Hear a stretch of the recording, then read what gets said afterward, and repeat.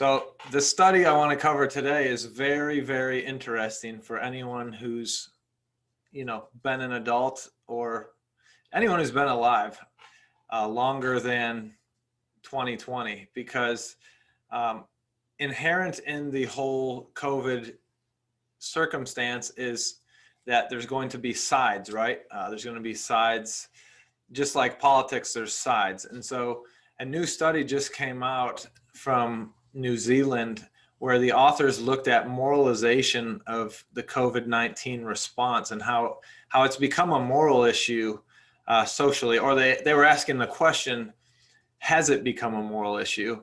And the answer from the research is yes, and we'll dive into that today, because I think I've experienced it myself, of course. I'm sure everyone out there has in some form or another.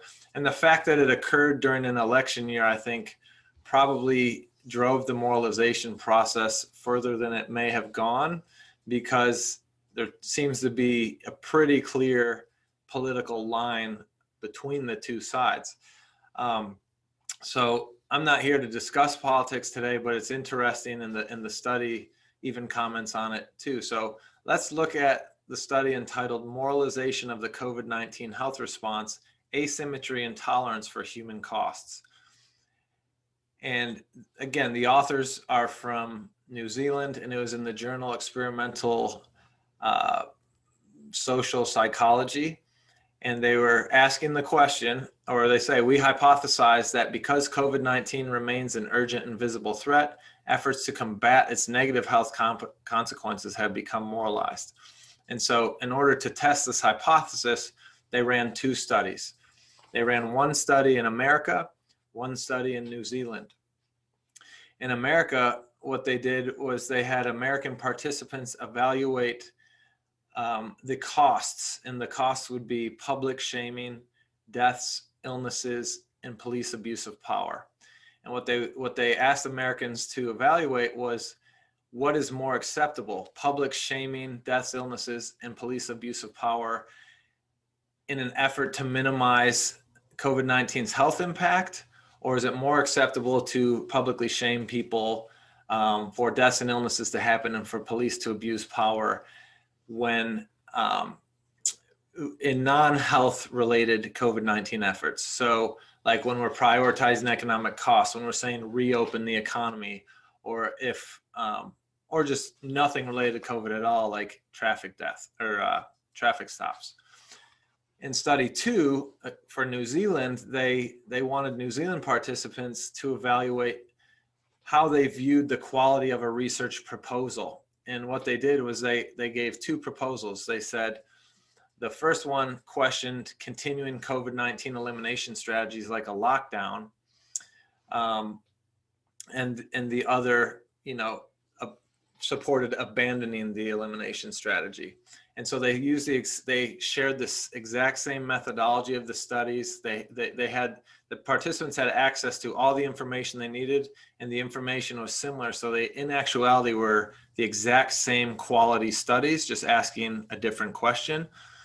And so we wanted to see, how do New Zealanders view the validity or reliability of the study, or the quality of the research based on the question it's asking. So it's very interesting. The American study found that American participants evaluated the same costs as more acceptable when they resulted from efforts to minimize COVID-19's health impact than when they resulted from non-health COVID efforts or efforts unrelated to COVID at all. So in other words, Americans think it's more acceptable to publicly shame someone essentially for not wearing a mask or not staying 6 feet away than it is to publicly shame someone, for, keeping their business closed. Or that's a poor way of saying it, but it's more acceptable to publicly shame someone for not wearing a mask and therefore it's more acceptable to publicly shame someone who's crying out saying, hey, I'm losing business, or I'm suffering economically because of COVID, we need to reopen. It's acceptable to shame that person and shame the mask wearer and not think about how they're being impacted from the non-health effects of COVID. Hopefully I said that more clearly there. And then the New Zealand study showed that questioning elimination approaches is morally condemned, meaning, you know, if I said, hey, we need to reopen North Carolina, this lockdown is not doing anything, I would be looked at as, you know, essentially amoral. And the authors even say here, questioning the elimination approaches is morally condemned. A similar response to that found when sacred values are questioned. So if you guys saw a video I created on, I believe it was Friday, and I posted on my YouTube channel, and it's called The Power of Suggestion. And I created the video talking about suggestion can be used to create a constructive or positive impact or a destructive negative impact. And I gave case studies of the Great Depression and COVID-19. And basically, the power of suggestion is that your subconscious mind reacts to anything suggested to it that is backed by emotion and repetition. And so what does that sound like? That sounds like the media, okay? And so the media can be used to drive the group consciousness one way or another, depending on how the people who control the media want you to think. And so if you are not being prudent or a good steward of your mind and what you allow in, your subconscious is going to manifest things that it's repeatedly, things that are repeatedly suggested to it with emotion. And so I gave the example of in the Great Depression, you know, America was down, the economy was smoked, there were huge numbers of unemployment, there were food lines and all of this. And so Franklin Delano Roosevelt, or FDR, president at the time, realized the power of suggestion, and he got all the mainstream media outlets together and said, listen, we are going to not put out another negative bit of news on the US economy. We're going to have a united front, and we're going to send messages of economic recovery, success, wealth creation, etc. And by doing that, that helped the US bounce back out of the Depression. The worldwide case study from 2020 is, what have you seen on the news? All you've ever heard is the negative suggestion: death, ventilators, COVID, you must lock down, stay away, don't hug, don't sing, don't pray, don't speak, don't do anything, right? Because you might die, or you might kill someone else by spreading it. And so in the same way with that power of suggestion, which is backed by fear, which is a very strong emotion, right? If we can get people to feel fear and then repeatedly for 9 months tell them the same message, that becomes their story, or their subconscious actually manifests that, you know, into a physical response, which could be behavior or could be outright sickness. And so, you know, to the point where it's now, if I question mask wearing or lockdown or 6 feet apart, people look at me as if I've just said that Jesus doesn't exist, right? It's come to the point where it's almost a sacred value that the lockdown is right, masks are right, 6 feet is right. And so this is important, because if they are wrong, and if research comes out to say, well, look, lockdowns actually don't create what we thought they would. Wearing masks don't stop spread like we thought they would. It actually may increase spread. 6 feet really doesn't have any science behind it. And if we hold to something dogmatically because it's now sacred to us, because essentially it's been suggested repeatedly for the last year, people may die and suffer that don't need to. And so the authors of this study, after looking at Americans' response and New Zealand's response, found that on follow-up analysis, both heightened personal concern over contracting COVID-19 and a liberal ideology were associated with greater asymmetries in human cost evaluation. So, you know, obviously if you fear contracting it, you're going to be more likely to shame others who aren't as scared, and vice versa probably. And then this study found a liberal ideology is associated with a greater asymmetry. So in the US, that would fit more of a Democratic political bent versus a Republican. And so in an interview you can see the first author on the study is, her name's Maha Grasso, I believe that's how you pronounce it. And so in discussing the study, I put a couple of her quotes up here. One is, and I assume it's a woman, sorry, but although moralization may be a natural response to such an imposing health threat, this process may also blind people to potential human costs resulting from a COVID-19 elimination strategy, such as extreme financial strain, undiagnosed illnesses due to not being able to go to your doctor, right? And there's been many projections that cardiovascular disease deaths and cancer deaths are higher this year and in the coming years because of missed management by not being able to go see your cardiologist or your oncologist during the lockdowns. That was my sidebar. Back to her quote. Importantly, moralization of COVID-19 may also mean that merely questioning elimination strategies is not acceptable. And that's what their findings revealed. Okay. So there's been that moralization, or if you question it, it's like you're questioning something sacred. Quote, as a research team, we don't take a stance on whether moralizing elimination is good or bad, nor on how COVID-19 should be handled. Instead, we examine how people assess human costs, and we invite people to consider the possibility that the moralization of COVID-19 elimination may lead us to overlook other, less visible forms of suffering, such as loss of livelihoods or deaths of despair. And so, again, the economic impact of it. If we say your business isn't essential, well, it's essential to the business owner, and that's their livelihood. And if they lose their livelihood, then they could lose their life, right? And deaths of despair are deaths due to, say, lockdown, okay? It's interesting that in 2019, there was a lot of research done on isolation. And basically, the human species is a community-based species. And research has shown that social isolation is a higher risk of all-cause mortality or death from any cause than smoking or obesity or anything else we know.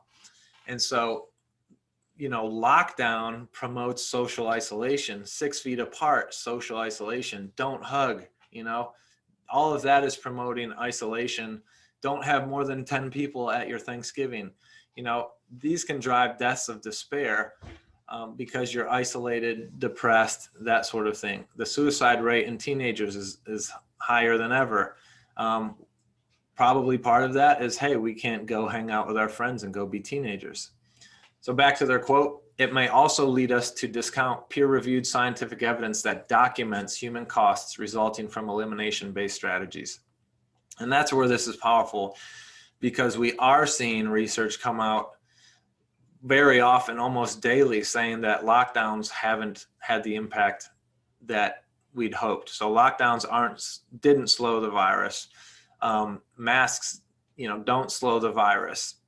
The 6 feet, why would a virus obey 6 feet and not 7 feet or 5 feet, right? So the 6 feet, there's no science behind the 6 feet.